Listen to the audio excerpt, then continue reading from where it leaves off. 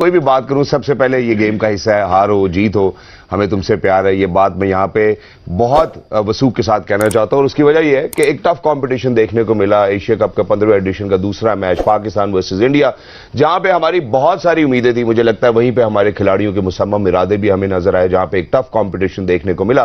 But at the same time obviously one team is going to win and the other one is going to lose too as well.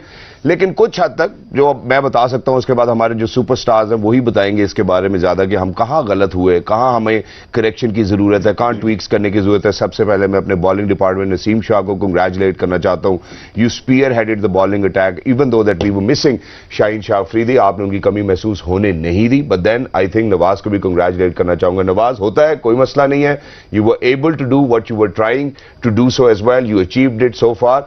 लेकिन कुछ हद तक मुझे लगता है अपने बल्लेबाजों के हवाले से हमें बात करनी पड़ेगी। उसकी वजह यह है कि आज शॉर्ट पिच डिलीवरीज ने हमें एक्सपोज किया। जहां पे हमने अपने शेल से बाहर निकलने की कोशिश की, वहीं पर हम विकेट्स गवाते चले गए। और मिडिल ऑर्डर एक दफा फिर से जो हमारा एक अलमिया रहा है वो भी रहा। इसी वजह से इससे पहले कि मैं मजीद कोई बात करूं, मैं चाहता हूं कि जो हमारे सुपरस्टार्स यहां पर मौजूद हैं वो ही इस बारे में बताएं। मैं सिर्फ यहां पे एक बात कहूंगा, वो ये है कि कोई चारा नहीं, दुआ के सिवा कोई सुनता नहीं, खुदा के सिवा। हमारे साथ मौजूद है मिस्टर आमिर, हमारे साथ मौजूद है मिस्टर मोइन खान, हमारे साथ मौजूद है मिस्टर राशिद लतीफ और हमारे साथ मौजूद है मिस्टर मोहम्मद हफीज। सबसे पहले मेरे ख्याल अमीन भाई आपसे आगाज करते हैं। कहां गलत हो गए हम सर, क्या गलती हुई हमसे? मेरा ख्याल है कि ऑल्सो कि हमारा स्टार्ट तो अच्छा नहीं था ऑफ कोर्स, लेकिन जब एक डिबैकल थोड़ा सा शुरू में जब हो गया था तो जो मिडिल ऑर्डर की पार्टनरशिप थी वो बहुत इंपॉर्टेंट थी। आपने जो लफ्ज यूज किया कि एक्सपोज हो गए against the short pitch ball, I think we were not ready, we were not prepared कि हमें शॉर्ट पिचेस मिलेंगी। बिकॉज कि हमने जो शॉर्ट पिचेस के ऊपर देखे वो डबल माइंडेड शॉट थे, मारूं नहीं मारूं, और उसी में विकेट गिरी है आपकी। और यही प्लेयर हमारे हमने देखा है प्रीवियसली काफी T20s के अंदर अच्छे पुल्स मारते हैं। आप जिस तरह फखर आउट हुए, फखर इसी बॉल को वाइड मिड विकेट मार देता है छक्का आराम से, यू नो। तो he was not prepared, they were not expecting के हम पे जो काउंटर अटैक होगा बाउंसर्स का भी हो सकता है, यू नो। तो मेरा ख्याल है एक तो उसकी वजह से रेडी नहीं थे। दूसरा, जब हमारी विकेटें गिर गई थी तो यहाँ मिडिल ऑर्डर में जो भी आपने बात की, बिल्कुल सही बात की, वहाँ छोटी छोटी पार्टनरशिप्स हमें चाहिए थी, वो पार्टनरशिप नहीं लग सकी, जिसकी वजह से मैं समझता हूँ कि इतना कम टोटल बना। एट दी एंड थोड़ा सा हम कहना चाहिए कि जो हमारे टैलेंट थे स्पेशली धानी ने और हारिस रऊफ ने कोशिश की कि एक रिस्पेक्टेबल टोटल तक जरूर ले आए थे वो, बट इनफ नहीं था इंडिया की बैटिंग लाइनअप के आगे। तो मेरा ख्याल है कि दो मेन पॉइंट्स थे ऐसे जिसकी वजह से मैं समझता हूं कि हम जो है कि मैच हारे जो है। टफ कंपटीशन था, देखने में भी मुझे लगा कि अच्छा लगा दोनों तरफ से। जैसे मैंने आपसे पहले कहा कि पाकिस्तान के इरादे बड़े मुसम्मम थे। मैं राशिद भाई की तरफ जाना चाहता हूं। राशिद भाई, एज पिच के हवाले से हमने सुबह भी बात की थी। आपके ख्याल से इस पिच के ऊपर पाकिस्तान का ये टोटल इनफ था, डिफेंडेबल था? क्योंकि पाकिस्तान ने चेज करते हुए 140 से 150 इन पिचेस के ऊपर पाकिस्तान जीता, डिफेंड करते हुए पिचेस के ऊपर नहीं जीता जी। टर्निंग विकेट होती थी, शारजा दुबई में टर्निंग होती है, वहां जीता हुआ है। तो इस पिच पे यहाँ पे इमाद वसीम भी टीम में होते थे और हफीज भी टीम में होते थे, शोएब मलिक भी टीम में होते थे जब पाकिस्तान नंबर 1 हुई थी। उसके अगर आप स्ट्रैट्स निकाले, पाकिस्तान 140 पे भी जीता, 135 पे भी जीता, 150 पे भी जीता। ये टोटल डिफरेंट पिच थी। लेकिन हम जाते हैं शाहीन अफरीदी की इंजरी के ऊपर जाते हैं। वो कैसे ट्रेवल कर गया नीदरलैंड, इंजरी प्रॉब्लम हुई, फिटनेस प्रॉब्लम आ गई आपको। फिर क्या मोहम्मद वसीम अनफिट होते हैं, ठीक है, वो भी इंजरी पर, फिटनेस प्रॉब्लम एक और आ गई। आज एक और आपने फास्ट बॉलर को इंजर्ड होते हुए देखा। तो क्या ये इंजरी प्रॉब्लम आपने देख ली? फिटनेस लेवल हमारा शायद इस वेदर के लिए कंप्लीट नहीं था। नीदरलैंड के लिए होगा लेकिन यहाँ के लिए शायद नहीं था। दूसरा, ओवर रेट। दो चीज़ों ने ये मैच हरवा दिया हमें, बाकी मुकाबला दोनों का बराबर रहा। ओवर रेट और फिटनेस ये खास होता है क्रिकेट के अंदर। सिर्फ बैटिंग बॉलिंग नहीं है, टेक्निकली साइंटिफिक वे में काम किया जाता है, जहां पे हम थोड़ा पीछे रह गए। एग्जैक्टली। और आने वाले मैचेस में खैर इसके ऊपर मैं मजीद बात करूंगा, लेकिन थोड़ा ओवर रेट को एक्सप्लेन भी करते जरा हमारे देखने वालों के, जो आपने अभी बात की है कि ये दो चीजें जो लेट हो गए ना हम लोग, लेट हो जाता है कि आखिर के इंडिया ने भी यही किया है कि आपका अब फाइन तो है आपको, लेकिन एक फील्डर दायरे में और आ जाएगा। एक ओवर और 2 ओवर, एक फील्डर और दायरे में आ गया तो आपकी फील्ड खुल गई, उसने रन ज्यादा। तो कैलकुलेशन अच्छी थी। हार्दिक पांड्या डॉट भी खेल रहे हैं, उनको पता था कि मैं किसी वक्त भी बाउंड्री लगा दूंगा। वो आउट भी हो जाता, एक और बैट्समैन आ जाता, वो निकाल देता, क्योंकि एक फील्डर अंदर आ गया तो आपका गेम ओवर हो जाता है। एग्जैक्टली। हफीज भाई, पहली दफा ऐसा हुआ है कि इंडिया के सभी सीमर्स ने पाकिस्तान की विकेटें हासिल की हैं। सबसे पहली दफा T20 की हिस्ट्री के अंदर इंडिया पाकिस्तान के मैच में हम देखते हैं तो पहली दफा ऐसा हुआ है। क्या वजह हुई? आपको क्या लगता है हमारी तैयारी मुकम्मल नहीं थी या हमने नहीं प्लान किया था जैसे उस तरह वो लोग प्लान करके आए थे, ज्यादा स्ट्रांग आए, तगड़े आए? सबसे पहले तो पाकिस्तान को मुबारकबाद, एक अच्छा मैच हुआ। ओवरऑल एज ए व्यूअर आपको मजा आया मैच देखने का। मैच पाकिस्तान हारा या इंडिया जीता doesn't make any difference to me, क्योंकि मुझे मजा आया मैच देखने का। और पाकिस्तान के लिए मुझे थोड़ी सी तकलीफ इसलिए है कि as a Pakistani I was expecting at a stage कि वी शुड विन। ठीक है, काफ़ी चीज़ें हैं जिसको हम बात करेंगे, लेकिन overall it was a good game. Hardik Pandya absolutely match winner, उन्होंने फिर से अपने आप को साबित किया। और मैच विनर मैच जिता के होते हैं जी, कहने से नहीं होते कि मैं मैच विनर हूँ। मान लो मैं मैच विनर है, भाई आप मैच जितो, आप मैच विनर बन जाओगे। So this is how he proved again. मुझे कंसर्न है सम फिटनेस इश्यूज के ऊपर। बिल्कुल। नसीम का पहला over, to be very honest, ये वही टोन सेटर था जो शाहीन शाह ने किया था। सही है। अनफॉर्चुनेटली हमारे से वो वाला विराट कोहली का पहली दूसरी स्लिप के अंदर कैच नहीं हुआ। It was a wonderful try. अगर वो आउट होता तो वही चीज जो हम बात कर रहे थे कि इस वक्त इंडिया का जो टॉप 3 है, पाकिस्तानी इस वक्त ज्यादा बेहतर है। बिल्कुल। मुझे लगता है कि हम, जैसे मोइन भाई ने बात की, माजरत के साथ मुझे थोड़ा सा इसका इख्तलाफ ये है, कैसी पिच पे जब आप पहले खेल के 6 ओवर में 40 रन करते हैं और आप सिर्फ एक आउट हैं, you on a winning track. True. वहां से अनफॉर्चुनेटली हमारी जो फ्रेजाइल किस्म की जो मिडिल ऑर्डर का सेटअप है वो सामने आता है। रिजवान अच्छा नहीं खेल सके। देखिए आप पे जब मैं हमेशा कहता हूं, जब आप 40 से 50 बॉल खेलते हैं तो आप ज्यादा रिस्पॉन्सिबल हैं to get a par run. True. ऐसा नहीं हो सकता कि 40-50 बॉल आप खेलें 100 की स्ट्राइक रेट से, नंबर 5 नंबर 6 से एक्सपेक्ट करें कि आगे 200 के स्ट्राइक रेट पे खेलेगा। अभी उसी पिच के ऊपर जब आप 100 पे खेलेंगे वो कैसे 200 पे खेलेगा?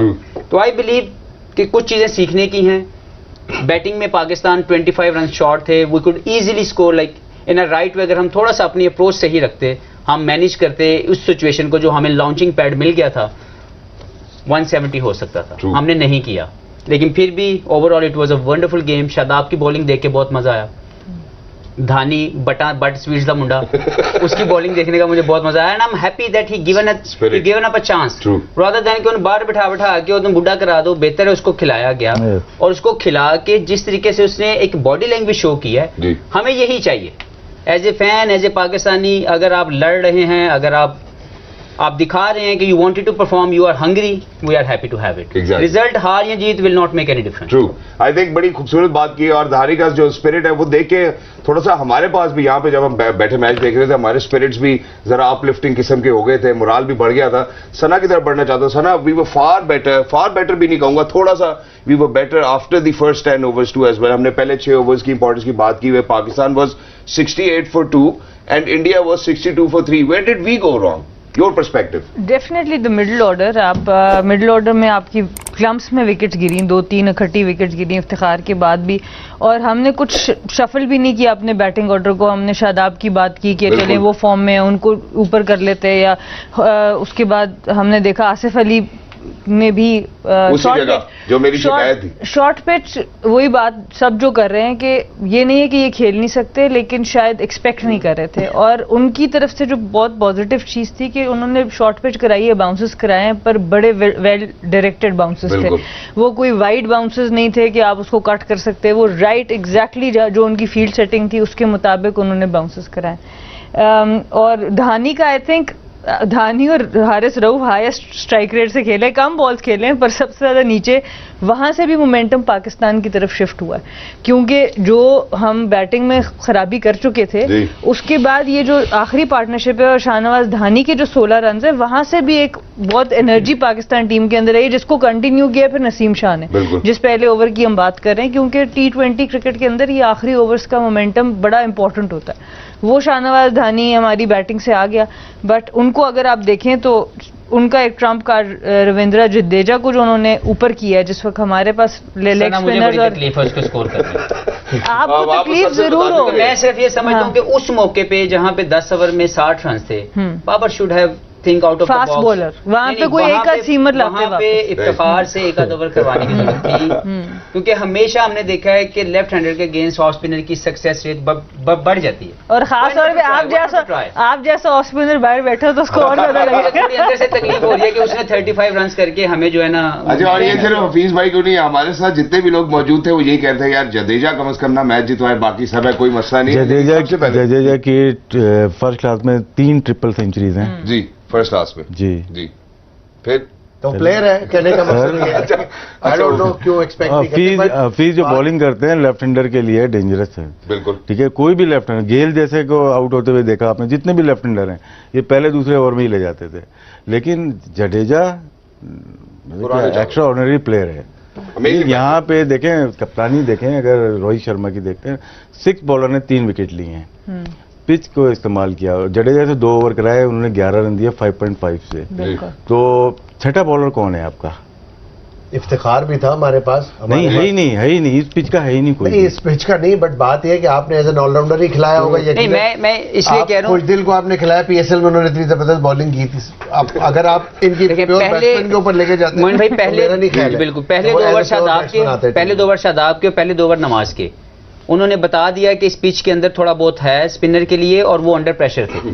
वहां पे मैं समझता हूँ कि वहां पे अगर एक आध ओवर इफ्तिखार को दिया जाता, उन्हें को 6 छक्के नहीं सिखा लेने, यही होता कि यार वो चांस होता ना उसको चांस ले सकते हैं। बट देखें, नवाज ने भी जो 2 ओवर किए, नवाज को विकेट थ्रो किए इंडियंस ने, नवाज ने विकेट नहीं ली है। बड़ी बोल्ड वेल पहले ओवर में बोल्ड विकेट थ्रो ही हुई है। बिल्कुल थ्रो तो हुई है विकेट्स, बट वो सिचुएशन नहीं थी ना। You can't expect from Kohli and Virat के इस टाइम पे ऐसे शॉट खेल के आउट हो जाएंगे, ये बात है। अब वहां पे चाहिए था, अभी जो सर ने बात की, जडेजा जिसको कहा था वहां फास्ट बॉलर आप लेके आता, नसीम को एक ओवर करा लेते या हारिस को करा लेते एक ओवर, जो एक्स्ट्रा ऑर्डिनरी पेस के साथ बॉल करते हैं। ठीक है। जडेजा सेट हो गया पिच के ऊपर आके स्पिनर्स को मार मार के, तो उसे रन बना दिए। बट अब इसका फैसला कर लेते हैं, हाँ जी, हम इसका जरूर। फैसला करते हैं। हम ऐसा करते हैं, पाकिस्तान की फॉलो विकेट्स के ऊपर नजर डालते हैं। आप साथ साथ बताएं। It's not यार my ये- fault, अच्छा, ये but someone debate has to look हम बाद में into करेंगे। देखिए, जी। इनको मालूम चलेगा कि शॉर्ट ऑफ लेंथ हो रही है, कल भी देख लिया। 2 आउट हो गए, उसके बाद 3 और मजीद आउट हो और गए। मुझे बड़ी ये नहीं है, मुझे बड़ी है इसके बाद आपने ऑस्ट्रेलिया जाना है। वो तो चले हम बड़ी अब बाद में करेंगे, अब पहले एशिया कप करने पूरा, फिर उसके बाद जी। शादाब ऐसे प्लेयर थे जो कट और पुल अच्छी खेलते जी। लेकिन उनका नंबर भी 6 कर दिया। जैसे जडेजा को भेजा ऊपर, वो तो शादाब को ऊपर भेजा। सुबह भी बात हुई थी। सुबह भी नहीं, हम तो 2 महीने से कर रहे हैं। शादाब मतलब कि थोड़ा सा दिलेर प्लेयर है, हिट मारता है बल, लेकिन ये वो उतरता नहीं है। जी, उतरता नहीं। मैं एक छोटी सी ब्रेक की तरफ जाना चाहता हूँ, जब वापस आऊंगा। तो पूछ रहे हैं कौन कौन उतरा? नहीं, ये नहीं। मैं सिर्फ ये पूछना चाहता हूँ कि जब 2 उतर गए थे तो बाकी 3 को तो एहतियात करनी चाहिए थी कि भाई ये इम्तिहान ले रहे हैं, हमारे स्किल का इम्तिहान ले रहे हैं। कहीं मुझे लगता है हाजिर दिमागी नजर आनी चाहिए थी। मेरे ख्याल है जी, मैच अच्छा खेले हम। मैच हम अच्छा खेले, हम गुस्सा नहीं कर रहा हूं। कॉम्पिटिटिव मैच खेले। मैं ये नहीं कह रहा, मैं ये कह रहा हूँ जब पता है कि सामने के 2 दोस्तों ने सवाल सही नहीं हल किया, हम थोड़ी एहतियात कर लेते हैं। Post match analysis with me, ladies and gentleman, I am very lucky that I have been joined by former 4 skippers over here in the studios with us, mister Aamir, mister Moin Khan, mister Rashid Latif and mister Mohammad Hafeez as well. Break पे जाने से पहले एक और, बल्कि break के दौरान ही एक और बड़ी इंटरेस्टिंग बात हमें राशिद भाई की तरफ से पता चली। मैं चाहता हूँ राशिद भाई आप खुद बताइए, ओवर रेट का हमने शुरू में भी जिक्र किया, आखिरी 3-3 ओवर्स में दोनों टीम का हुआ है। क्या हुआ है सर? क्या हुआ है? मैं बताया ना आप हमारे देखने वालों को। नहीं है ओवर रेट का, आपको पता है? जी, आपने क्या? बताया लेट हुए हमारे ओवर्स। क्यों लेट हुए? वो बीच में एक लेट गया, एक हैमस्ट्रिंग हो गया, मसला हो गया। टाइम होता है, टाइम होता है 85 या 90 मिनट्स होते हैं, जी। जिसके अंदर आपको ये 20 ओवर्स करने होते हैं, उससे एक्सीड कर जाते हैं। और एक अलाउंसेस होते हैं जिसमें विकेट गिर रही है, पानी मंगा लिया, हैमस्ट्रिंग उड़ गई, उसके अलावा भी 15 मिनट डिले है। इसका मतलब है 12 मिनट डिले किया है आपने, इसकी वजह 3-3 ओवर दोनों टीम के लिए। ये इस टाइप की क्रिकेट में एक आध ओवर चल जाता है, 3-3 ओवर। दोनों ने बहुत खराब क्रिकेट खेली आखिरी 3 ओवर, तो फिर इसका मतलब तो यही हुआ ना। और फिर हमने ओवर रेट पे मैच हम हार गए। फिटनेस, ओवर रेट और एक्स्ट्रा बाउंस, बिल्कुल 3 चीजें हो गई। 3 चीजें। Fitness, over rate and extra bounce. I think वो तो हम पहले भी हमने बात और की, बैटिंग expose ऑर्डर हो गए। बैटिंग ऑर्डर पे अब बात शुरू होने लगी है। अब बैटिंग ऑर्डर के ऊपर बात करते हैं। सबसे पहले मैं हफीज भाई को यहाँ पे सेकंड करना चाहूंगा, जहाँ पे हफीज भाई ने कहा कि यार एक खिलाड़ी अगर 42 गेंदों के ऊपर 43 रन बनाता है तो हमें उसके 43 रन नजर आते हैं, लेकिन बाकियों के पास कितना मौका बच जाता है। सबसे पहले Rizwan for your eyes only, उसके बाद सना से शुरू करते हैं कि सना का क्या टेक है इस बात पे? मोहम्मद रिजवान में कंसिस्टेंसी भी है, पर कब तक अगर हम ऊपर से 10 ओवर में 60 रन ही करेंगे तो कितनी दफा आप 150 और 160 और 170 पे टच करेंगे? मॉडर्न डे क्रिकेट में 170 से नीचे आसान बात नहीं है। बहुत आउटस्टैंडिंग पाकिस्तान ने बॉलिंग की है जिसकी वजह से इतना करीब मैच पहुंचा। अदरवाइज अगर 1-2 ओवर शुरू में अच्छे ना होते तो ये मैच 17 ओवर में खत्म हो जाता इंडिया की तरफ से। बिल्कुल ऐसा हो सकता था। मोइन भाई मुझे बताएं, T20 फॉर्मेट, शॉर्टर फॉर्मेट की बात है, बल्लेबाज आता है, ओपनर है आपका, वो ऑड 42 पे 43 बनाता है, रिस्पॉन्सिबिलिटी मेरा ख्याल है उसी के शोल्डर्स पे आती है या नहीं? यार आती तो है बिल्कुल, जैसे हफीज ने कहा जब आपने 3 बॉलें खेली है तो then you have to finish. वो उस वक्त जो रिस्पॉन्सिबिलिटी होती है वो आपके ऊपर होती है, बिकॉज कि आपको पता होता है एज अ बैट्समैन, आने वाला बैट्समैन जो भी मोमेंटम मैं दे के जाऊंगा, तेज दे के जाऊंगा या फंसा के जाऊंगा इनिंग को, तो मुश्किल होगा उसके लिए आके। तो जब एक आदमी सेट हो जाता है उसकी रिस्पॉन्सिबिलिटी तो बनती है। Although he was trying his best but ball बल्ले पे नहीं आ रहा था, मिसिंग हो रहा था कहीं। मेरा ख्याल है कि मिस कैलकुलेशन भी नजर आई, जहां बॉल गिरी थी उसके अगेंस्ट हिट मारने जा रहे थे। नॉर्मली लगते हैं just because of the little bit of extra bounce and little bit of the seam, ball बल्ले पे नहीं आया, ही वाज ट्राइंग। बट ये अगेन हाँ, ऐसे मैच में आप 42 पे 43 रन बनाए तो मेरा ख्याल है बात तो तशवीशनाक है। यहाँ पे देखना होगा कि आगे आपने किस तरह इस नंबर के ऊपर, और आपके पास कौन से बैकअप स्ट्रेंथ में जो मौजूद है प्लेयर T20 फॉर्मेट के, कहाँ किसको एक्सप्लोर करके फिट इन कर सकते हैं, क्योंकि आगे आने वाला जो वक्त है पाकिस्तान के लिए और टफ होगा। तो एक्सपेरिमेंट्स का टाइम मेरा नहीं ख्याल है कि इस वक्त आगे इनको इतना मिलेगा, क्योंकि हमने प्रीवियसली भी देखा है वर्ल्ड कप के बिल्कुल एज के ऊपर भी हम लोग एक्सपेरिमेंट्स ही कर रहे होते हैं, हमारी टीम नहीं बनती, तो आई थिंक जो भी करना है मेरा ख्याल है कि अगले ये एक ही महीना है जिसमें करना है, अदरवाइज मेरा नहीं ख्याल है। क्योंकि मैं बोल रहा हूँ कि बैकअप में आपके पास लड़के मौजूद, जिस तरह हमने बात की थी, शाहीन को नहीं रखा, और आपको पता है, एक सबको पता है हफीज तो साथ खेले में इनके कि दोनों वर्नेबल है बहुत ज्यादा लेफ्ट आर्मर के ऊपर, तो आपके पास एक बच्चा मौजूद था मीर हमजा की शक्ल में, उसको आप ले जा सकते थे, नया गेंद अंदर आता है। बट आई डोंट नो कौन सी प्रेफरेंसेस दी गई, हसन अली को लेके आए आप, आई डोंट नो, और फिर मैच भी नहीं खिलाए, तो ये तमाम चीजें जब एट द एंड रिजल्ट आता है ना, उस वक्त हाँ जीत जाते तो नेचुरली हम डिफरेंट गुफ्तगू में भी शायद कर रहे होते, लेकिन ये वो पॉइंट्स है जो हमने मैच से पहले भी हाईलाइट किए। लेकिन एक और बात जो आपने मैच से पहले की थी, पिच देखने के बाद आपने कहा कि बॉल बल्ले पे आएगा, अब क्या हो गया एकदम से कि बॉल बल्ले पे क्यों नहीं आया?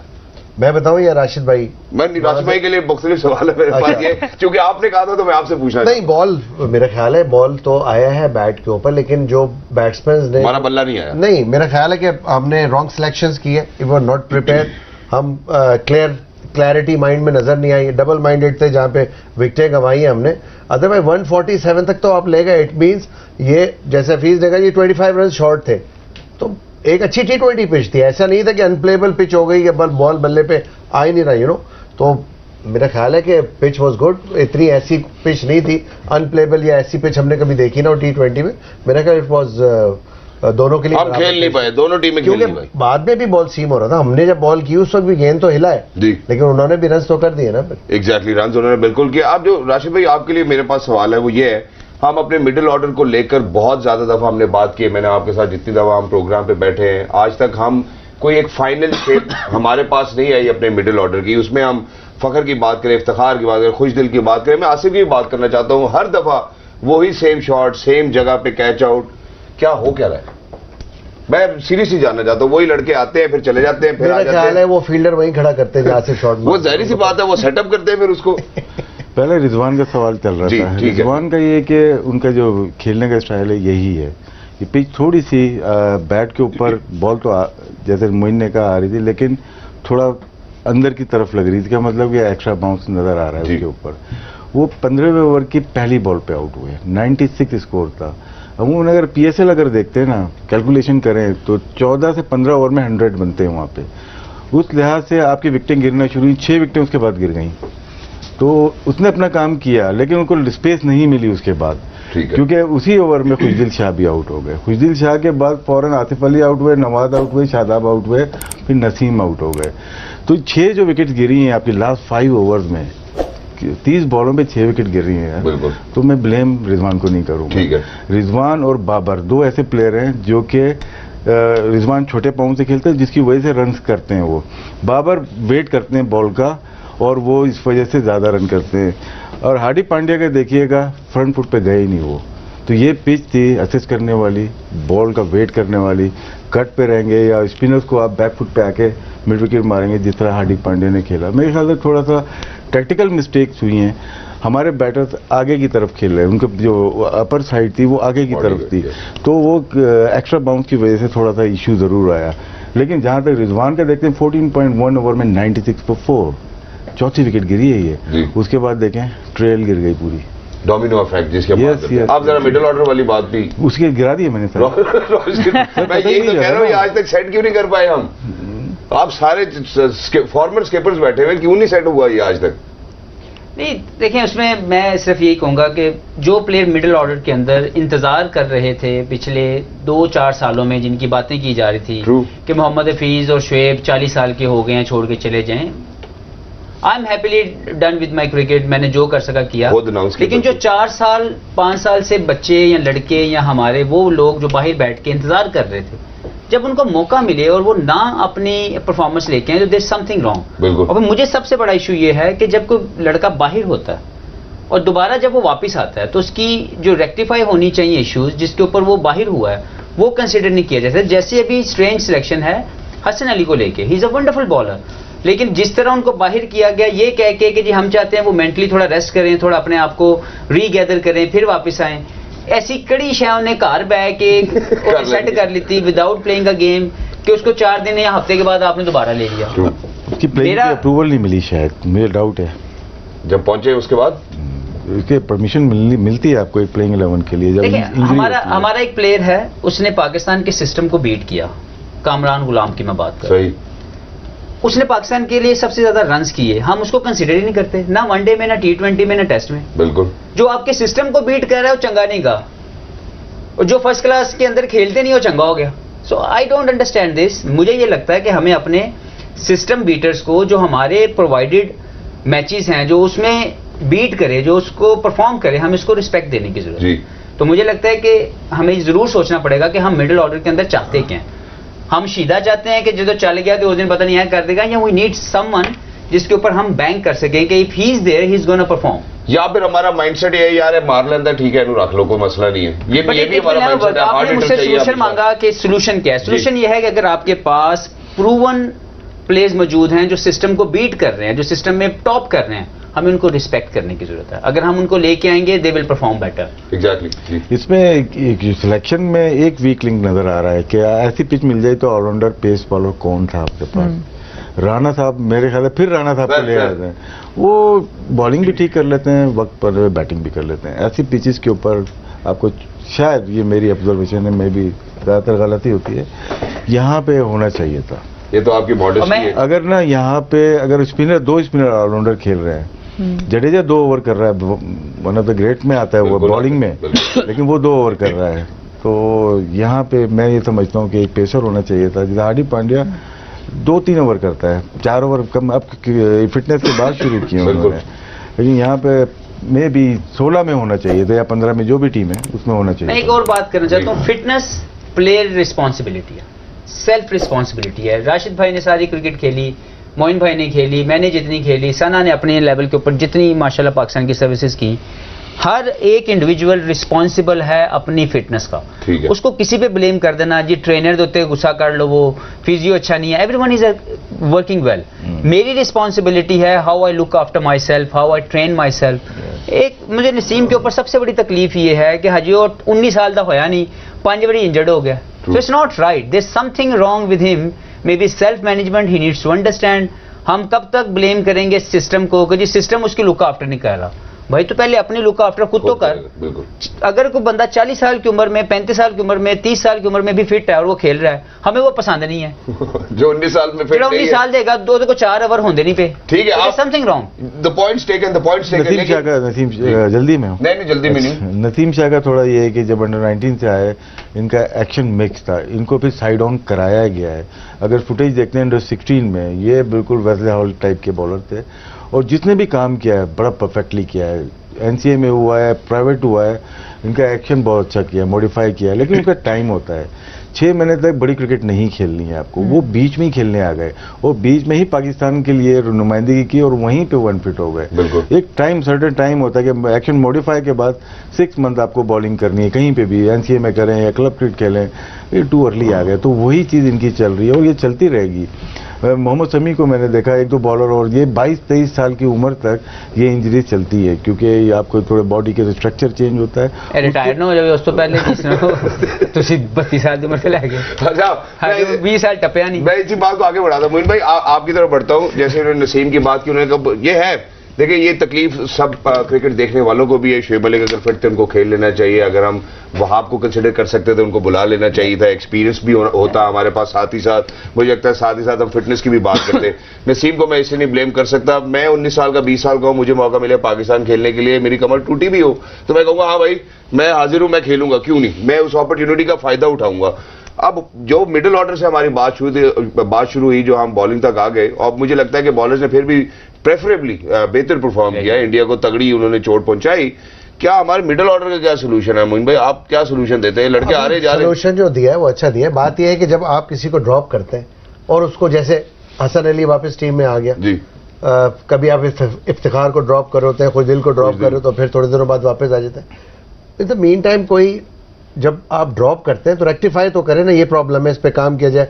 चाहे वो एनसीए में जाए या उसको एक सीजन दिया जाए, उसको थोड़ा टाइम तो दिया जाए, उसको वैल्यू का पता लगना चाहिए टीम की, इस टीम की क्या वैल्यू है। टीम ने जो है प्लेयर्स को वो बनाई हुई अपनी जरूरत, रादर देन कि एक प्लेयर को जरूरत होनी चाहिए टीम की जी। तो ये जो चीज है, लाइक मैं एग्जाम्पल इस वजह से भी आपको बेहतर दे सकता हूँ, मैंने 4 से 5 दफा पाकिस्तान टीम में कम बैक किया। Me and Rashid used to work very hard, जब भी जिसको चांस मिलता था हम दोनों के लिए बड़ा मुश्किल हो जाता था, तो हमें उसके लिए एक्स्ट्रा मेहनत करनी पड़ती थी अपनी परफॉर्मेंस को निखारने के लिए, बढ़ाने के लिए अपनी आपकी खुद असेसमेंट करनी पड़ती थी और उससे ही आप सबसे ज्यादा सीखते हैं। अब प्लेयर को जब ये पता लग जाएगा यार मैं बाहर हुआ और मुझे फिर वापस ले अंदर, उसको पता ही नहीं लगेगा मैं बाहर क्यों और मैं अंदर क्यों आ गया। वो इंतजार कर रहे दूजे का फेलियर, वो कहता दूजा पैड़ा खेले तो मैं अंदर आ जाऊंगा। जो डोमेस्टिक क्रिकेट है वो किस लिए होती है? अगर एक स्ट्रक्चर बनाया हुआ, वहां का जो टॉप परफॉर्मर है, हमारे यहाँ जी ओपनर अच्छा होता है, उसने कर दिया जी रन 1000, तो आप उसको टीम में तो ले आते हो, जब उसको खिलाने होता है ओपनर की जगह तो आप उसको 3 या 4 नंबर नीचे कर देते हो, खिला देते हो, नंबर चेंज कर देते हो। तो आई थिंक जो नंबर, जिस नंबर पे जो टॉप प्लेयर है डोमेस्टिक का, उसको उस नंबर पे खिलाना चाहिए ना, वहां डेब्यू कराना चाहिए उसका, तो मेरा ख्याल है बेहतरी हो सकती है। अदरवाइज आप अननेसेसरीली उसको चेंज करेंगे, क्योंकि हाफिज आपको जाहिर सी बात है बैट्समैन रहे, ज्यादा बैटर भी बता सकते हैं, बिकॉज एक माइंडसेट तो होता है ना कि मैं अगर ओपनर हूं और मुझे 3 नंबर या 4 नंबर कर दिया, अब वहां डिफरेंट माइंडसेट होगा ना आपको, तो आप क्यों इस तरह की चीजें, इतनी एक्सपेरिमेंट क्यों कर रहे हैं आप? बिल्कुल नहीं करने चाहिए। बिल्कुल ऐसे। मैं सना आपकी तरफ बढ़ना चाहता हूं। मैं चाहता हूं कि आप फॉर अ मोमेंट समझें कि you are in Babar's shoes, ठीक है? अगर एज अ कैप्टन आपके पास ऑप्शन होती मिडिल ऑर्डर में, what do you think you would have preferred कि यार ठीक है टीम तगड़ी नहीं लग रही, ये लड़के आते हैं, ये लड़के फिर बाहर जाते हैं। आज तक कभी मिडिल ऑर्डर हफीज भाई, शोएब भाई के बाद हमारा जेल नहीं हुआ, अभी तक वो प्रॉब्लम स्टिल परसिस्ट। देखिए एक सजेशन होगी जो कि शायद कंट्रोवर्शियल भी हो जाए, बट ठीक है, मोहम्मद रिजवान और बाबर आजम बहुत अच्छा दोनों खेल रहे हैं और स्टार्ट्स दे रहे हैं, पर दोनों एक स्टाइल के प्लेयर्स हैं, एक स्ट्राइक रेट पे खेलने वाले प्लेयर्स हैं। शायद आपको इनको चेंज करना पड़े एट सम पॉइंट, कि फखर को आप ऊपर ले आए, कोई एक बंदा नीचे आ जाए, बिकॉज जब ये दोनों ऊपर आ रहे हैं और दोनों कंसिस्टेंट हैं, इनकी विकेट भी इतनी जल्दी नहीं गिरती, तो हम जो आपका पूरा मिडिल ऑर्डर है वो 1 डायमेंशनल होता जा रहा है। बिल्कुल। आपके पास जो पहले 4 नंबर पे एक प्रॉपर बैटर होते थे, उनको भी आपने निकाल के हिटर्स को, जो ज्यादा स्ट्राइक रेट वाले प्लेयर्स हैं, उनको लाना शुरू कर दिए, तो ये इस वजह से आपकी क्लम्स में विकेट्स गिर रही हैं। तो शायद फिर अगर इन दोनों में खेलना है T20 क्रिकेट, तो शायद इनके बीच में एक प्लेयर को लाके, ताकि आपकी बैटिंग थोड़ी सी गियर्स चेंज होते रहें और पावर प्ले को भी आप और मजीद इस्तेमाल कर सकें। शायद इस तरह की कोई चीज करनी पड़ेगी, अदरवाइज आप सारा वक्त मिडिल ऑर्डर को ब्लेम करेंगे, जबकि वो खेल कम बॉल्स रहे हैं और एक डिफरेंट माइंडसेट से खेल रहे होंगे, तो फिर आप उनको एवरेजेस पे बाहर नहीं कर सकते। वरना फिर मेरा ख्याल है कि जिसका आज के मैच में स्ट्राइक रेट सबसे ज्यादा है, उसको मेरा ख्याल है ऊपर खिला दे। दहानी के छक्के याद जरा प्लीज दिखाएं। It shows the passion, like he wanted to perform, और उसको उस मैच की हाई वोल्टेज होने की फीलिंग थी कि यार मैं अंदर जाऊं। He was hungry to go inside and perform. मैं ये कहता हूं कि प्लेयर वो खेले जो हंग्री हो, जिसको शौक हो कि मैं जाऊंगा, वो ग्रांटेड ना ले। पाकिस्तान के लिए खेलते हुए आप ग्रांटेड नहीं ले सकते। आपके ख्याल में किसने फॉर ग्रांटेड लिया आज? किसी ने ग्रांटेड नहीं लिया, फिर ये but at certain stage your selection comes with many different ideas. ठीक है, मेरा सवाल वही है, प्लेयर के बाहर होने की वजह क्या थी? तो दे वापस आने की वजह ऐ नहीं होनी चाहिए कि जड़ा दी जगह ते आया वो बुरा खेले तो ताकि वो दोबारा वापस आ जाए।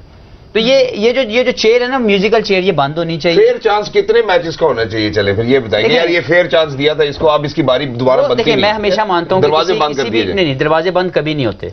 आप हमेशा सीखते हैं, आप उसको रेक्टिफाई करते हैं, चीजों को दोबारा वापस आते हैं। मिडिल ऑर्डर पे हमने काफी बात की है, और इसको समझने की बात यह है कि सिस्टम का बीटर जो है, जो सिस्टम में परफॉर्म करे, हमें उसे रिस्पेक्ट करने की जरूरत है।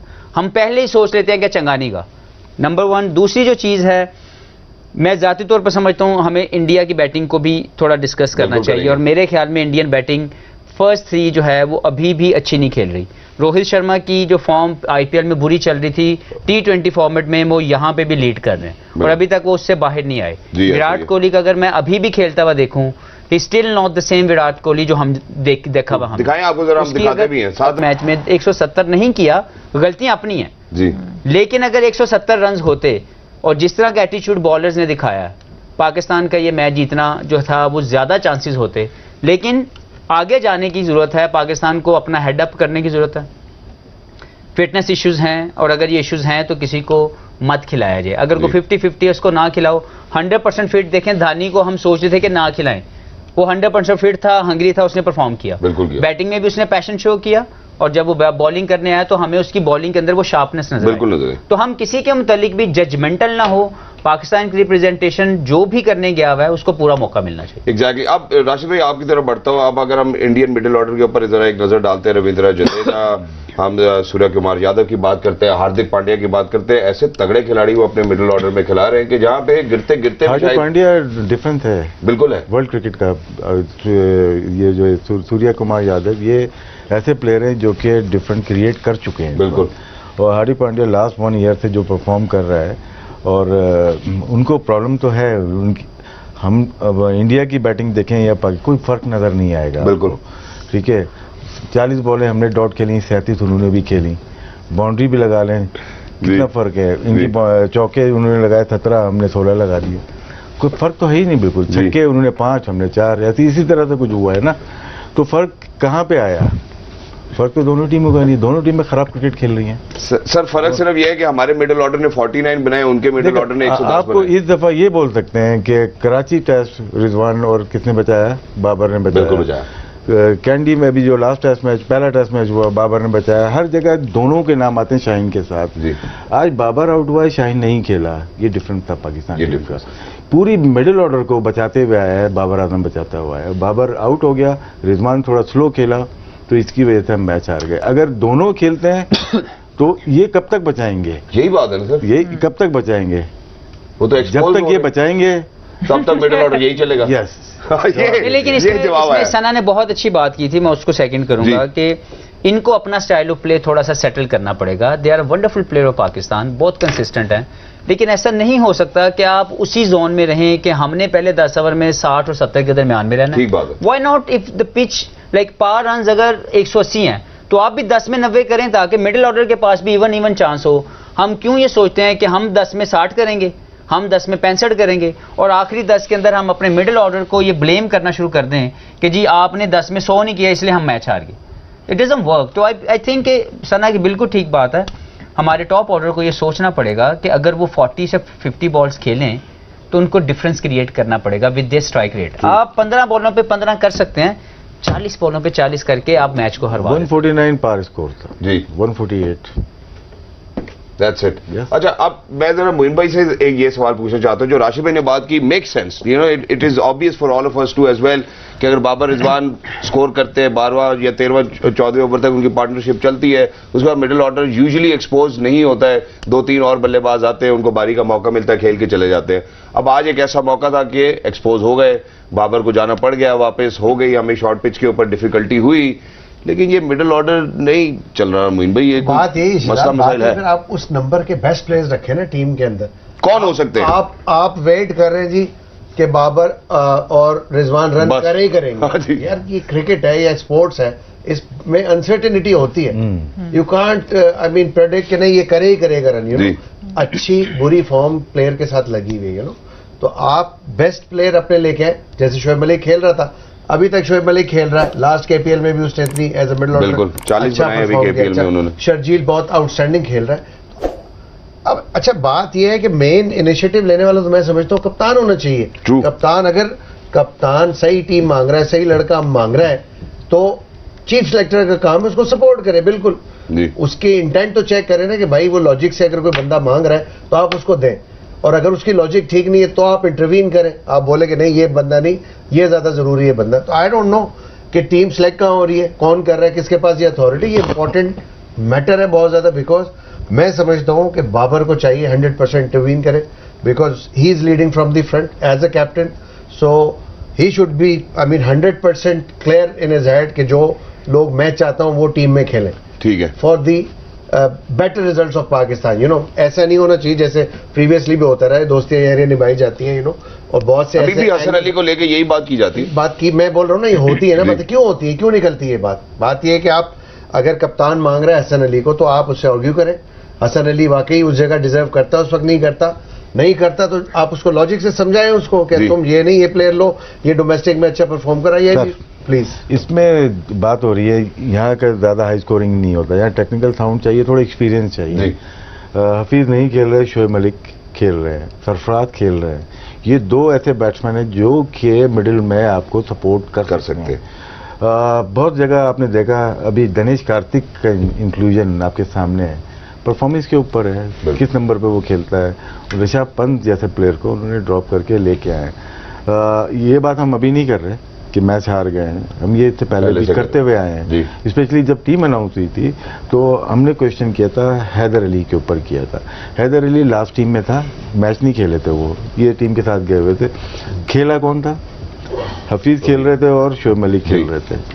तो शोएब मलिक ड्रॉप हो गए, जो प्लेइंग में थे वो ये इन हो गए किस परफॉर्मेंस के ऊपर। सही, ठीक है, ये हमने पहले भी बात की, ये नहीं कि हम मैच हारने के बाद बात कर रहे हैं। शोएब मलिक मेरे ख्याल से इस टीम का हिस्सा होने चाहिए थे। आपके ख्याल से शोएब मलिक को इस टीम का हिस्सा होना चाहिए?